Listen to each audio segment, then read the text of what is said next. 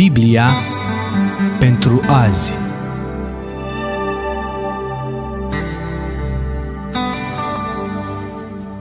Epistola lui Iacov, capitolul 1. Iacov, rob al lui Dumnezeu și al Domnului Iisus Hristos, către cele 12 seminții care sunt împrăștiate, sănătate. Frații mei, să priviți ca o mare bucurie când treceți prin felurite încercări, ca unii care știți că încercarea credinței voastre lucrează răbdare, dar răbdarea trebuie să-și facă desăvârșit lucrarea, ca să fiți desăvârșiți, întregi și să nu duceți lipsă de nimic. Dacă vreunuia dintre voi îi lipsește înțelepciunea, s-o ceară de la Dumnezeu, care dă tuturor cu mână largă și fără mustrare, și ea îi va fi dată. Dar s-o ceară cu credință, fără să se îndoiască deloc, pentru că cine se îndoiește seamănă cu valul mării, tulburat și împins de vânt încoace și încolo. Un astfel de om să nu se aștepte să primească ceva de la Domnul, căci este un om nehotărât și nestatornic în toate căile sale. Fratele dintr-o stare de jos să se laude cu înălțarea lui, bogatul dimpotrivă să se laude cu smerirea lui, căci va trece ca floarea ierbii. Răsare soarele cu căldura lui arzătoare și usucă iarba, floarea ei cade jos și frumusețea înfățișării ei piere. Așa se va veșteji bogatul în umbletele lui. Ferice de cel ce rabdă ispita, căci după ce a fost găsit bun, va primi cununa vieții pe care a făgăduit-o Dumnezeu celor ce-L iubesc. Nimeni când este ispitit să nu zică, sunt ispitit de Dumnezeu, căci Dumnezeu nu poate fi ispitit ca să facă rău și El însuși nu ispitește pe nimeni, ci fiecare este ispitit când este atras de pofta lui însuși și momit. Apoi pofta, când a zămislit, dă naștere păcatului și păcatul, odată făptuit, aduce moartea. Nu vă înșelați, prea iubiții mei frați, orice ni se dă bun și orice dar desăvârșit este de sus, coborându-se de la Tatăl luminilor, în care nu este nici schimbare, nici umbră de mutare. El de bunăvoia Lui ne-a născut prin cuvântul adevărului ca să fim un fel de pârgă a făpturilor Lui. Știți bine lucrul acesta, prea iubiții mei frați, orice om să fie grabnic la ascultare, încet la vorbire, zăbavnic la mânie, căci mânia omului nu lucrează neprihănirea lui Dumnezeu. De aceea lepădați orice necurăție și orice revărsare de răutate și primiți cu blândețe cuvântul sădit în voi, care vă poate mântui sufletele. Fiți împlinitori ai cuvântului, nu numai ascultători, înșelându-vă singuri, căci dacă ascultă cineva cuvântul și nu-l împlinește cu fapta, seamănă cu un om care își privește fața firească într-o oglindă și după ce s-a privit, pleacă și uită îndată cum era. Dar cine își va adânci privirile în legea desăvârșită, care este legea slobozeniei, și va stărui în ea, nu ca un ascultător uituc, ci ca un împlinitor cu fapta, va fi fericit în lucrarea lui. Dacă crede cineva că este religios și nu-și înfrânează limba, ci își înșală inima, religia unui astfel de om este zadarnică. Religia curată și neîntinată înaintea lui Dumnezeu, Tatăl nostru, este să cercetăm pe orfani și pe văduve în necazurile lor și să ne păzim neîntinați de lume.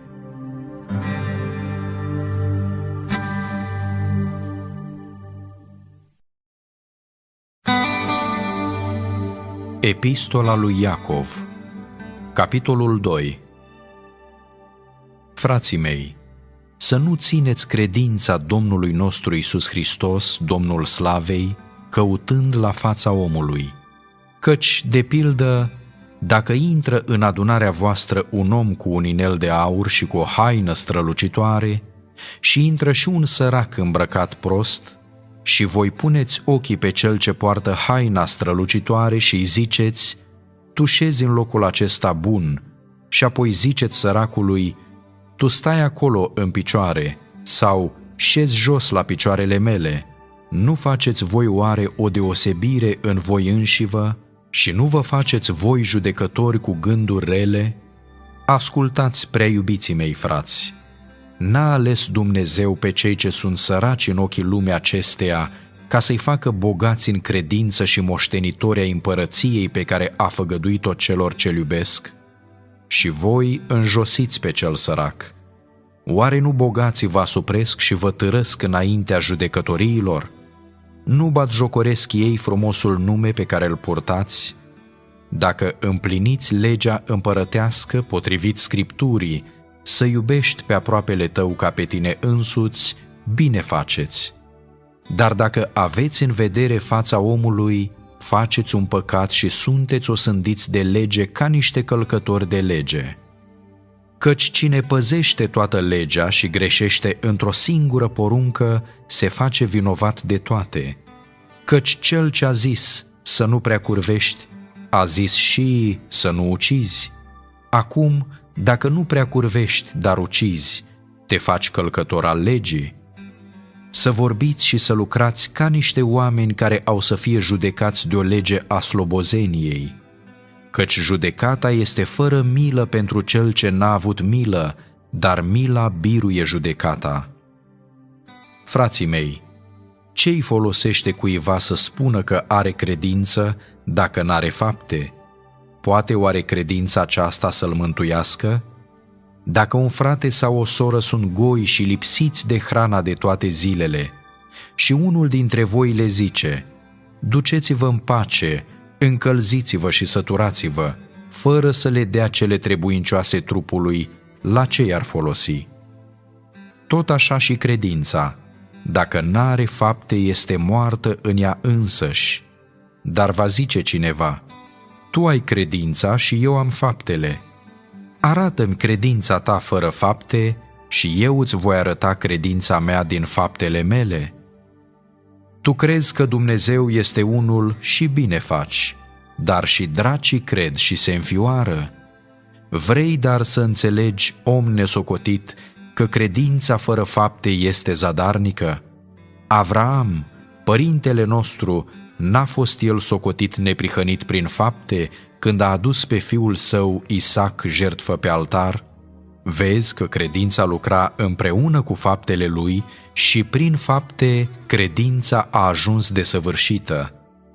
Astfel s-a împlinit Scriptura care zice: Avraam a crezut pe Dumnezeu și i s-a socotit ca neprihănire și el a fost numit prietenul lui Dumnezeu. Vedeți, dar, că omul este socotit neprihănit prin fapte și nu numai prin credință. Tot așa, curva Rahav n-a fost socotită și ea neprihănită prin fapte când a găzduit pe sol și a scos afară pe altă cale? După cum trupul fără duh este mort, tot așa și credința fără fapte este moartă.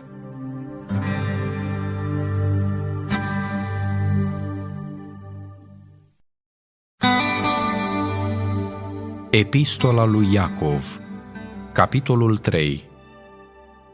Frații mei, să nu fiți mulți învățători, căci știți că vom primi o judecată mai aspră. Toți greșim în multe feluri. Dacă nu greșește cineva în vorbire, este un om desăvârșit și poate să-și țină în frâu tot trupul. De pildă, dacă punem cailor frâul în gură ca să ne asculte, le cârmuim tot trupul.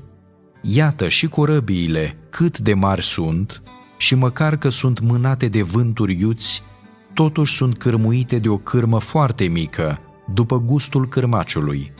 Tot așa și limba este un mic mădular și se fălește cu lucruri mari. Iată, un foc mic ce pădure mare aprinde. Limba este și ea un foc, este o lume de nelegiuiri.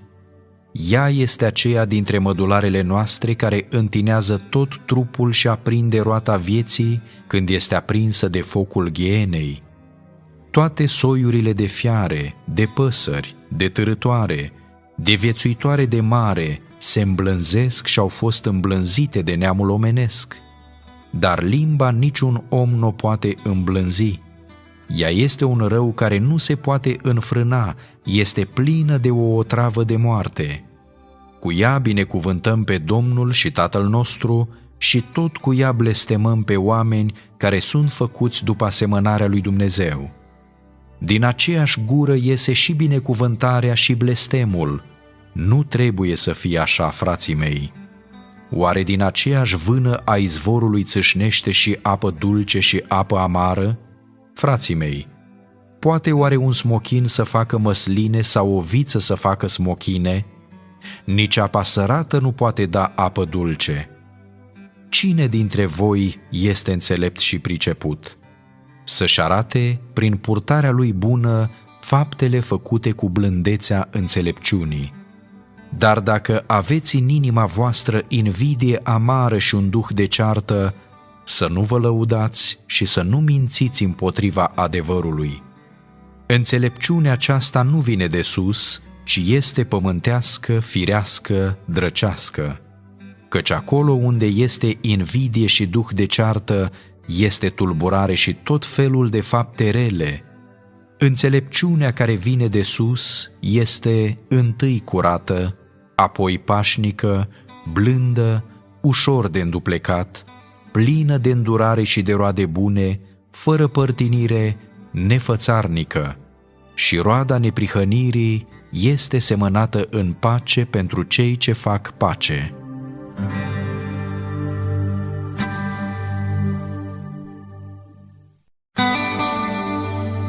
Epistola lui Iacov, capitolul 4. De unde vin luptele și certurile între voi? Nu vin oare din poftele voastre care se luptă în mădularele voastre? Voi poftiți și nu aveți, ucideți, invidiați și nu izbutiți să căpătați. Vă certați și vă luptați și nu aveți pentru că nu cereți. Sau cereți și nu căpătați pentru că cereți rău, cu gând să risipiți în plăcerile voastre. Suflete prea curvare, nu știți că prietenia lumii este vrășmășie cu Dumnezeu? Așa că cine vrea să fie prieten cu lumea, se face vrășmaș cu Dumnezeu? Credeți că degeaba vorbește Scriptura? Duhul pe care l-a pus Dumnezeu să locuiască în noi ne vrea cu gelozie pentru sine. Dar în schimb, ne dă un har și mai mare. De aceea zice Scriptura, Dumnezeu stă împotriva celor mândri, dar dă har celor smeriți. Supuneți-vă dar lui Dumnezeu, împotriviți-vă diavolului și el va fugi de la voi. Apropiați-vă de Dumnezeu și el se va apropia de voi. Curățați-vă mâinile păcătoșilor, curățați-vă inima, oameni cu inima împărțită. Simțiți-vă ticăloșia, tânguiți-vă și plângeți, râsul vostru să se prefacă în tânguire și bucuria voastră în întristare. Smeriți-vă înaintea Domnului și El vă va înălța. Nu vă vorbiți de rău unii pe alții, fraților. Cine vorbește de rău pe un frate sau judecă pe fratele său, vorbește de rău legea sau judecă legea. Și dacă judeci legea, nu ești împlinitor al legii, ci judecător. Unul singur este dătătorul și judecătorul legii, acela care are putere să mântuiască și să piardă. Dar tu cine ești de judeci pe aproapele tău? Ascultați acum, voi care ziceți, astăzi sau mâine ne vom duce în cutare cetate, vom sta acolo un an, vom face negustorie și vom câștiga. Și nu știți ce va aduce ziua de mâine, căci ce este viața voastră? Nu sunteți decât un abur care se arată puțin tel și apoi piere. Voi, dimpotrivă, ar trebui să ziceți, dacă va vrea Domnul, vom trăi și vom face cu tare sau cu tare lucru. Pe când acum vă făliți cu lăudăroșiile voastre, orice laudă de felul acesta este rea. Deci cine știe să facă bine și nu face, săvârșește un păcat.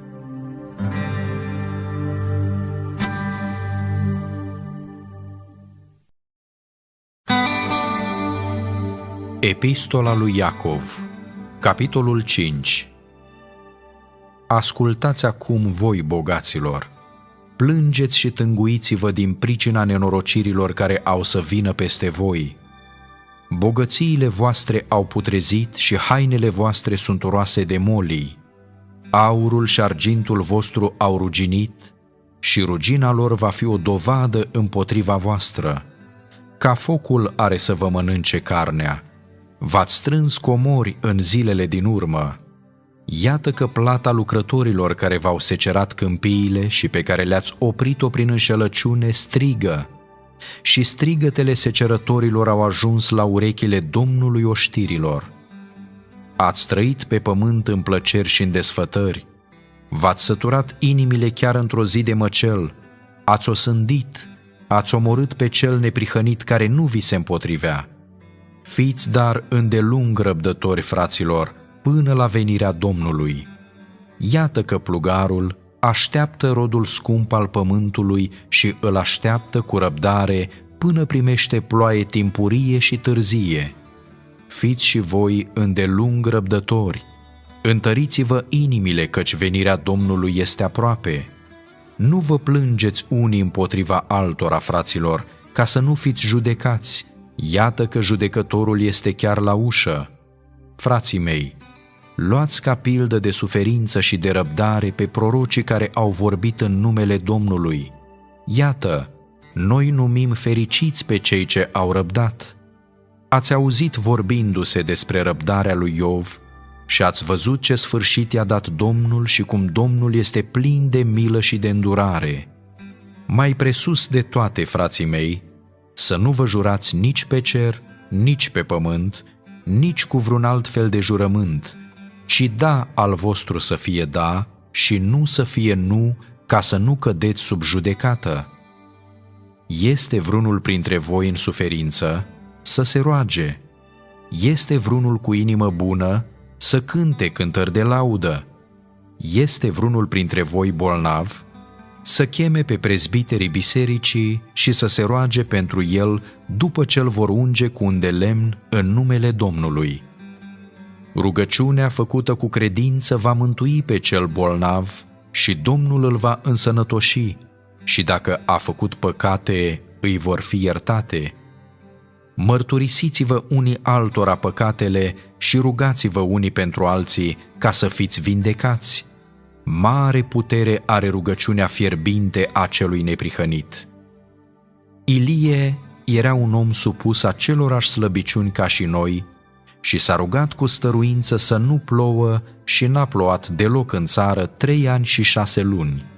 Apoi s-a rugat din nou și cerul a dat ploaie și pământul și-a dat rodul. Fraților, dacă s-a rătăcit vreunul dintre voi de la adevăr și îl întoarce un altul, să știți că cine întoarce pe un păcătos de la rătăcirea căii lui, va mântui un suflet de la moarte și va acoperi o sumedenie de păcate. Biblia pentru azi.